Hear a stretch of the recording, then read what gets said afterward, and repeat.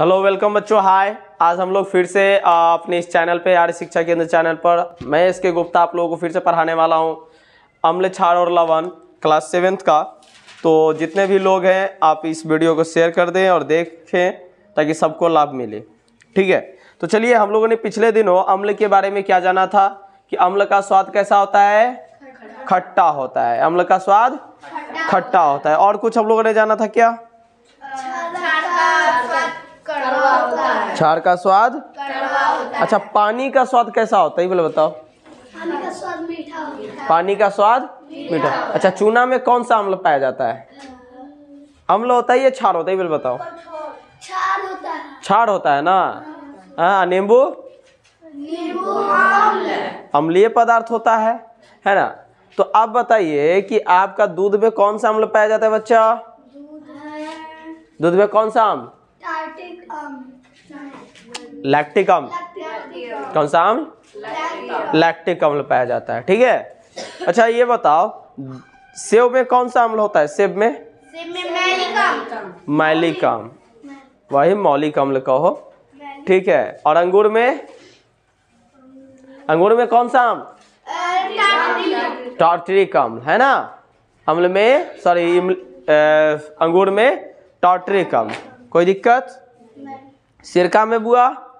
Acetic अम्ल। बिल्कुल सही है, सिरका में एसिटिक अम्ल पाया जाता है। अच्छा, ये बताओ साबुन में कौन सा क्षार पाया जाता है? साबुन में सोडियम हाइड्रोक्साइड या पोटेशियम हाइड्रोक्साइड। एकदम सही। अच्छा, पिछले दिनों हमने बोला था कि सारे अम्लों को हम लोग टेस्ट करके नहीं बता सकते कि अम्ल है कि क्षार। क्यों भाई? क्योंकि बैक्टीरिक अम्ल चलो, अच्छा रुक जाओ, चलो। क्योंकि बहुत सारे अम्ल और क्षार ऐसे हैं ना जो हानिकारक है, हमारे स्किन पे गिरते ही हमें जला देंगे, स्किन पर गिरते ही हमें जला देंगे। तो अतः उससे हमें बचने के लिए हमें क्या करना पड़ेगा? हमें कुछ ऐसी चीजें चाहिए जिससे हम लोग आसानी से पता कर सके कि ये अम्ल है कि क्षार है। इसके लिए हम लोगों ने किसका प्रयोग किया था? सूचक का। किसका प्रयोग किया? सूचक। सूचक क्या पदार्थ होते हैं? वे पदार्थ जो अपने रंग या गंध में परिवर्तन लाकर हमें ये बता सकते हैं कि हाँ जी ये अम्ल है कि क्षार है। क्या कोई दिक्कत? चलिए, इसके बाद आप लोगों ने पढ़ा लिटमस के बारे में पिछले क्लास में। क्या पढ़ा? तो लिटमस क्या है बच्चा? लिटमस एक प्रकार का बैंगनी रंग का ऐसा सूचक है जो क्या करता है, अपने रंग में परिवर्तन लाकर हमें ये बताता है कि कौन सा पदार्थ अम्ल है, कौन सा पदार्थ क्षार है ना। कोई दिक्कत? चलिए, ये इतनी सारी चीजें हम लोग पढ़ लिए थे। पिछले दिनों हमने ये भी पढ़ा था कि अगर अम्लीय पदार्थ में लिटमस पेपर को डालेंगे, ठीक है, अगर आप लिटमस पत्र को कहा हुआ अगर आप अम्ल में डालेंगे तो कैसा हो जाता है? लाल हो जाता है। और क्षार में डालोगे तो कैसा हो जाता है? नीला हो जाता है, ठीक है। कोई दिक्कत? चलिए आगे बढ़ते हैं। आज हम लोग को पढ़ना है बच्चा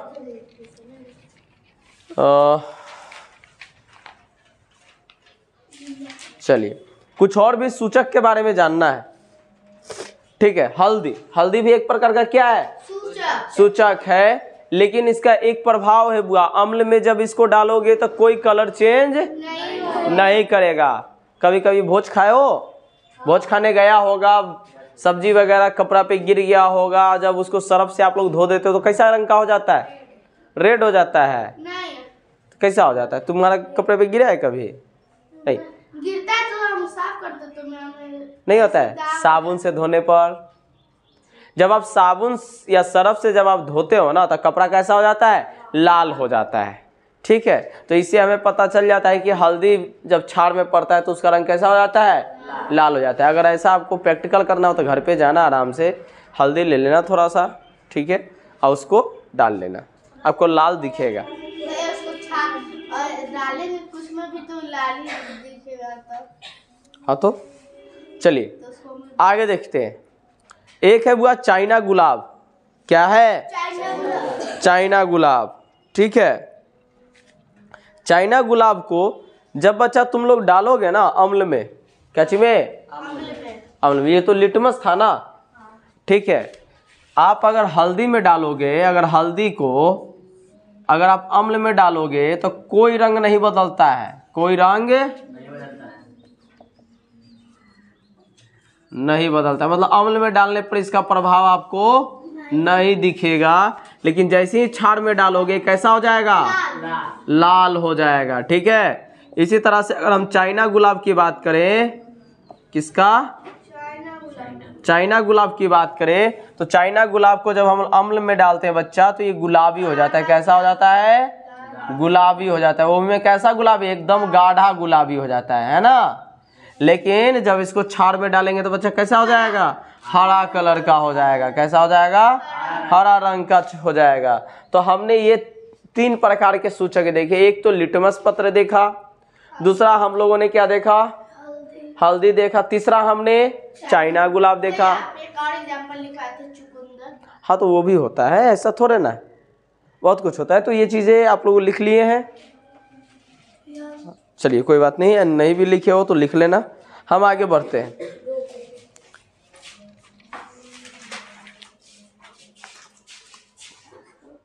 तो चलिए बुआ, घर में आप लोगों के कई सारे अम्लीय पदार्थ हैं। उन सारे पदार्थों में अलग अलग प्रकार के अम्ल पाए जाते हैं, अलग अलग प्रकार के क्षार पाए जाते हैं, है ना।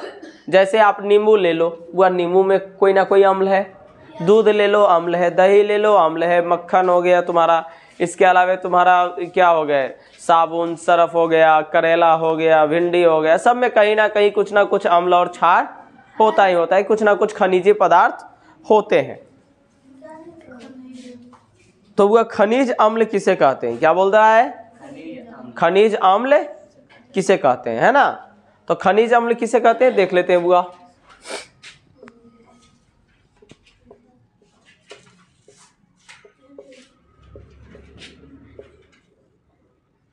खनिज अम्ल किसे कहते हैं? ठीक है,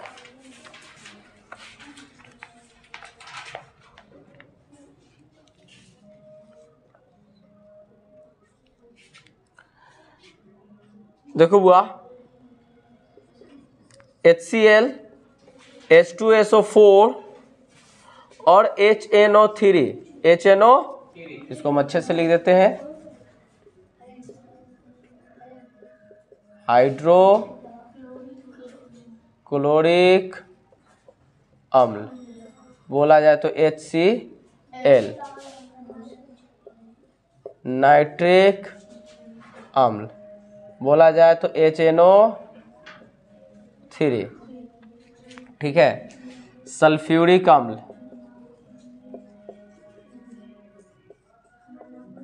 जिसको क्या बोलते हैं बुआ? H2SO4। इन तीनों को हम क्या बोलते हैं?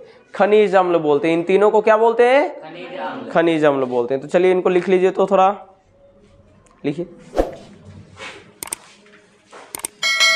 हिलाना मत। देखो बुआ, कुछ जो अम्ल होते हैं ना, ठीक है, अम्ल जो होते हैं बुआ, ठीक है, 2 प्रकार के अम्ल होते हैं। ठीक है, एक होते हैं दुर्बल अम्ल और एक होते हैं सबल, मतलब मजबूत।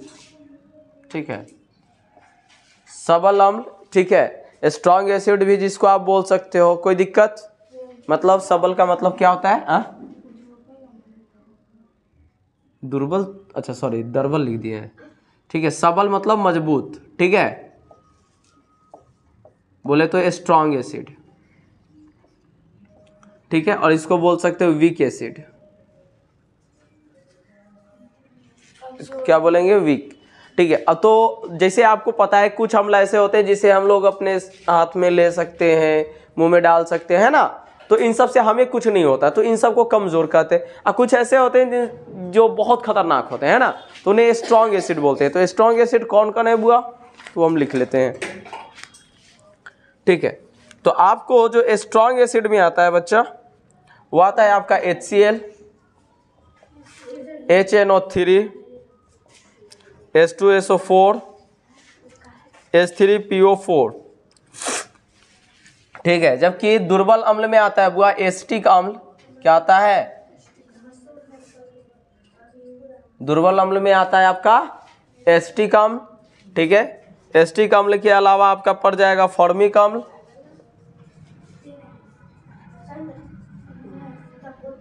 एसिटिक अम्ल का फॉर्मूला होता है बुआ CH3COOH, फॉर्मिक अम्ल का फॉर्मूला होता है HCOOH, आप याद कर लोगे फॉर्मूला भी, ठीक है। जबकि सिट्रिक अम्ल होता है एक, टार्टरिक अम्ल,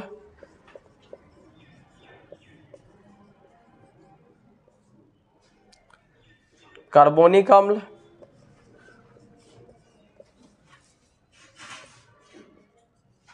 ठीक है। तो सर आप लोगों ने एक चीज देखा कि एसिटिक अम्ल किस में पाया जाता है, सिरका में हम लोगों ने पढ़ा था। एसिटिक अम्ल कहाँ पाया जाता है बुआ, एसिटिक अम्ल सिरका में। फॉर्मिक अम्ल जितना भी काटने वाला जो है ना, डंक मारने वाला जो है, जैसे मधुमक्खी हो गया, हड्डा हो गया, है ना, इस सब के जो डंक में होता है ना, वो आपका पाया जाता है क्या, फॉर्मिक अम्ल पाया जाता है। क्या पाया जाता है, फॉर्मिक अम्ल, ठीक है। जबकि साइट्रिक अम्ल आप लोगों ने इसको पढ़ा, टार्टरिक अम्ल भी पढ़ा, लेकिन कार्बोनिक अम्ल कहाँ पाया जाता है सर, ठीक है।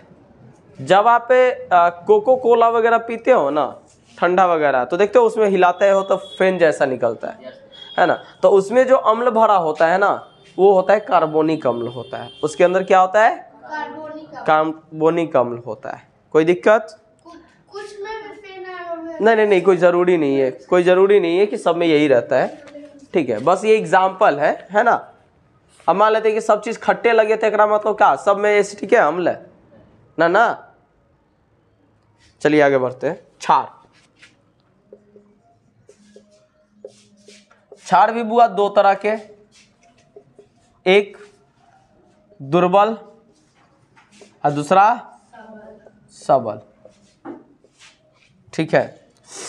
अगर आप सबल में बात करो तो आपका आ जाता है बच्चा धातु ऑक्साइड। क्या जाता है, धातु ऑक्साइड जितना भी है ना, वो सब आ जाता है सबल अम्ल में, ठीक है।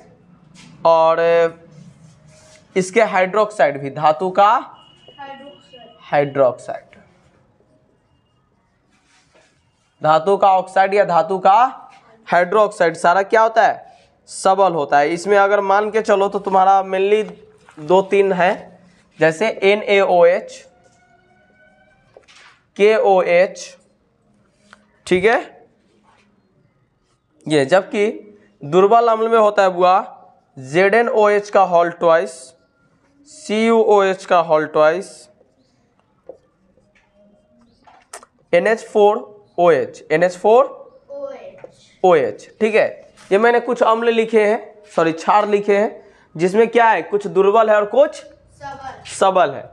अब देखो यहाँ पे धातु ऑक्साइड में कैल्शियम ऑक्साइड हो जाएगा, पोटेशियम ऑक्साइड हो जाएगा, तो ये सब जो है ना सबल है। ये सब क्या है, सबल है, मतलब स्ट्रॉन्ग बेस है। और ये सब क्या है, कमजोर है। इसको कहते हैं जिंक हाइड्रोक्साइड। क्या कहते हैं, जिंक हाइड्रोक्साइड। देखो OH को बुआ पढ़ते हैं हाइड्रोक्साइड, OH को क्या पढ़ते हैं, हाइड्रोक्साइड पढ़ते हैं, इसको पढ़ते हैं हाइड्रोक्साइड, ठीक है। तो यहाँ पर क्या है, कॉपर, Cu का मतलब होता है कॉपर। कोई दिक्कत, तो चलिए इसको लिखिए, इसको आप लोग लिख लीजिए जल्दी। तो चलिए बच्चों ध्यान दीजिए, अब हम लोग जो पढ़ने वाले हैं सांद्र अम्ल और तनु अम्ल। आप लोगों ने कभी कभी लिखा हुआ देखा होगा सांद्र सल्फ्यूरिक अम्ल, सांद्र सल्फ्यूरिक अम्ल, ठीक है, तनु सल्फ्यूरिक अम्ल। अभी सांद्र और तनु में अंतर क्या है सर, सांद्र अम्ल और तनु अम्ल में फर्क क्या है। तो जैसा कि मैंने लिखा हुआ है बोर्ड पर कि सांद्र अम्ल एक ऐसा जलीय विलयन होता है, मतलब अम्ल और जल का एक ऐसा विलयन होता है, ऐसा घोल होता है जिसमें क्या होता है बच्चा, अम्ल बहुत ज्यादा होता है, अम्ल और पानी बहुत कम, पानी बहुत कम होता है।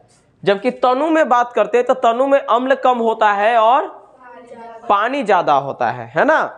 तनु वाले में अगर तनु अम्ल की बात करें तो इसमें पानी की मात्रा ज्यादा होगी और अम्ल की मात्रा कम होगी, ठीक है। अब यहाँ पे एक चीज और देख लो, यहाँ पे जो मिलता है ना, आप जब भी मिलाते हो, ठीक है, पानी में अम्ल को मिलाओगे या अम्ल में पानी को मिलाओगे, पहले बताओ। अम्ल में पानी को मिलाओगे या पानी में अम्ल को मिलाओगे? पानी में अम्ल। पानी में अम्ल को मिलाओगे। क्यों भाई? क्योंकि अम्ल तो पानी में घुलेगा। अच्छा, अब पानी अम्ल में ना जा सकता है? कभी कभी नींबू के रस गार के तुम उसमें पानी नहीं मिलाए हो, तो फिर हो कह नहीं सकता है। लेकिन एक चीज समझिए, सामान्यतः जो होता है ना, अम्ल उष्माक्षेपी अभिक्रिया है जल के साथ। जल के साथ कैसा अभिक्रिया है? उष्माक्षेपी। अम्ल जब किसी जल से अभिक्रिया करता है तो उष्माक्षेपी मतलब बहुत ज्यादा गर्मी का उत्पादन करता है, ठीक है। अब इससे क्या होगा कि अगर मान लेते हैं कि आप हाथ में गिलास लिए हो पानी वाला, भाई एक बार मैं कलम ले रहा फिर अपना कलम ले रहा। क्या हुआ बच्चा? ये कभी अपना कलम ले अच्छा, रहा। शांत रहो, ठीक है। तो यहाँ पे देखिए, तो क्या होता है कि अगर आप अम्ल में डालोगे ना, अगर आप अम्ल में डालोगे क्या? पानी, तो उस समय क्या होगा? बहुत तेज गर्मी निकलेगी। या हो सकता है जिस गिलास में तुम लिए हो गिलास टूट जाए, और टूटने के बाद क्या हो सकता है? तुम्हारे हाथों पर वो सारा अम्ल गिर जाए और हाथें तुम्हारी जल जाए। ऐसा हो सकता है ना? ऐसा पूरे चांसेस है कि आपका हो जाए। लेकिन इससे बचने के लिए हम क्या करेंगे? उस अम्ल को थोड़ा थोड़ा करके पानी में डालेंगे, थोड़ा थोड़ा करके, और गिलास को हिलाते रहेंगे। तुमने देखा होगा कभी फिल्म में, जैसे सीआईडी में देखे होगे कि अम्ल डाल के मिलाते रहते हैं, हिलाते रहता है उसको, देखे हो? हाँ, डॉक्टर सोलंकी को। वही सोलंकी या सालू जो कहो, आप लोगों ने देखा है, अच्छी बात है, ठीक है। तो जब आप देखोगे तो देखते हो अम्ल डालता है, हिलाते रहता है। ये देखो दया क्या है ना? तो हिलाता क्यों है? वो हिलाता इसलिए है ताकि उष्मा जो उसकी उत्पन्न हो रही है ना, जो गर्मी उत्पन्न हो रहा है अभिक्रिया से, वो उसे क्या हो? वो पानी अवशोषित कर ले। पानी क्या कर ले? अवशोषित कर ले, और हम बच जाए, वो गिलास ना टूटे, हमारे हाथें ना जले। कोई दिक्कत? समझ में आ गया सबको? हाँ, मतलब जिस बर्तन में उसको डालेंगे हिलाते रहेंगे बढ़िया से, धीरे धीरे, हाँ, थोड़ा थोड़ा करके अम्ल को डालेंगे। ऐसा नहीं कि एक के बार में पूरा बोतलें उछल दिए अम्ल वाला, फिर तो पता चला कि अचानक झटका मारेगा, एकदम झटका मारेगा, ऊपर में छिटका मार पड़ेगा ना हाथ पे, तो जल जाएगा। जैसे आप लोगों ने देखा हुआ है, जैसे पानी में आप अचानक एक वो पत्थर फेंकते हो तो कैसा होता है? ऊपर की तरफ पानी मारता है ना? या अचानक आप पानी के अंदर दूसरा पानी डालो, देखो तुरंत ऊपर में छिटका मारेगा, है ना? तो उससे बचने के लिए हम क्या करते हैं? धीरे धीरे पानी डालते हैं, है ना? तो इसी तरीके से तुमको डालना पड़ेगा ताकि उसकी अवशोषित हो जाए ऊर्जा और वो आपको ना जले, ठीक है। इसको लिख लीजिए। तो क्षारक के बारे में पिछला दिन बता दिए थे ना, क्षार, क्षार बता दिए थे, अरे क्षार बता दिए थे, क्षार।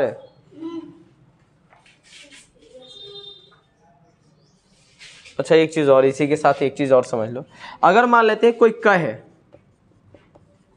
सांद्र सल्फ्यूरिक अम्ल, और कोई कहे तनु सल्फ्यूरिक अम्ल, तो इन दोनों में क्या फर्क है बच्चा? दोनों में फर्क क्या है? तनु में ज्यादा जल है और सांद्र में कम। बिल्कुल सही है कि सांद्र सल्फ्यूरिक अम्ल वाला में पानी की मात्रा कम है, मतलब ये बहुत ज्यादा स्ट्रॉन्ग है। क्योंकि नीचे वाला में क्या है? पानी ज्यादा है और अम्ल कम है, जिसकी वजह से खतरनाक कम है ना? जैसे आप घर में स्पिरिट वगैरह लाते हो ना, है? तो स्पिरिट जो होता है ना, एक्चुअली मिश्रण होता है पानी वगैरह का, ठीक है, तो तनु होता है। लेकिन अगर उसका ओरिजिनल अगर दे दिया जाए तो आपके हाथे जल जाएंगे। क्या? नहीं, डुप्लीकेट नहीं होता है, दरअसल उसमें पानी की मात्रा ज्यादा होती है। डुप्लीकेट थोड़ा ना, मान लीजिए तुमको जरूरत जितना क्या उतना ही कहना जरूरत है। जैसे सैनिटाइजर, सैनिटाइजर में भी अल्कोहल है, स्ट्रॉन्ग वाला अल्कोहल है, लेकिन क्या है? उसमें पानी की मात्रा ज्यादा हो जाने से मतलब उसे तनुकृत कर दिया जाता है। उसे क्या कर दिया जाता है? तनुकृत कर दिया जाता है। तो तनुकृत क्षार होता है। क्या होता है? तनुकृत क्षार, मतलब तनु किया गया क्षार होता है, मतलब उसमें पानी मिलाई गई है। कोई दिक्कत? लिख लीजिए। तो आज के लिए इतना ही, ठीक है, आज के लिए इतना ही। आप लोग लिख लीजिए, अगले दिन आप लोग याद करके आओगे, ठीक है, पढ़ के आओगे। तो बच्चों जो हमें देख पा रहे हैं, उम्मीद है कि उनको आज का क्लास अच्छा लगा होगा। पसंद आया है तो प्लीज़ कृपया करके लाइक कीजिए, शेयर कीजिए, और हाँ, चैनल को सब्सक्राइब करना ना भूलें। धन्यवाद।